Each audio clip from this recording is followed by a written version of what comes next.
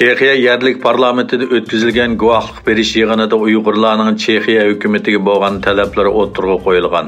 Amerika boshchiligidagi ba'zi g'arb davlatlarining Birlashgan Davlatlar Tashkiloti Kishilik huquq kengashiga sungan taklif loyihasiga qarata 6 oktyabr kuni Jenevadagi Birlashgan Davlatlar Tashkiloti shtabida ovozga qo'yish yig'ini bo'lgan edi. Natijada bu taklif loyihasini qo'llash 17 ovozga, qarshi turish 19 ovozga erishib, taklif loyihasi rad qilinishga uchragan edi. Bu hodisadan keyin Dunyo Uyg'ur qurultiyi mazkur taklif loyihasini qo'llagan davlatlarga rahmat etish va bundan keyin Xitoyga texnik ko'p besim ishlatishni qo'lga keltirish maqsadi bilan Chexiyada 3 maydon faoliyat o'tkazgan.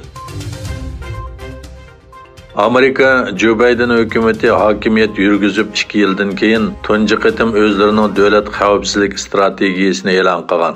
Amerika hukumatining muhim strategik planlari va ichki tashqi siyosat yo'lnishi sharhlanadigan bu davlat xavfsizlik strategiyasida Uyg'urlarning Xitoy hukumatining irqiy qirg'inchiligi va insoniyatga qarshi jinoyatga uchrayotganligi tilga ilingan.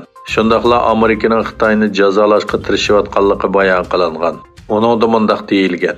Biz Xitoy hukumatining Xinjiangdagi irqiy qirg'inchilik va insoniyatga qarshi turish jinoyatini, Tibetdagi kishilik huquq dafsandichiligini, Hong Kongning avtonomiyasi va erkinligiga qilayotgan buzg'unchilikni javobgarlikka tortamiz.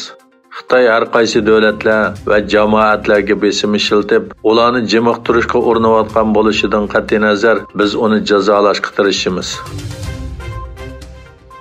Hindiston hukumatining Birlashgan Davlatlar Tashkiloti Kishilik huquq kengashida Uyg'urlar masalasini muzokaraga qo'yib taklif loyihasiga ovoz berishdan voz kechishi sababidan o'qituvchi partiyalarning ayblashiga uchragandan keyin Hindiston Tashqi ishlar ministrligi Uyg'urlar to'g'risida bayonot e'lon qildi. Hindiston Tashqi ishlar ministrligining bayonotchisi Arindam Bakchi bu haqda tushuncha berib, Xinjiang Uyg'ur avtonom rayoni xalqining kishilik huquqlariga hurmat qilinishi va kafolatga ega bo'lishi kerak. Hindiston barliq kishilik huquqini qo'g'dashda ching turadi dedi.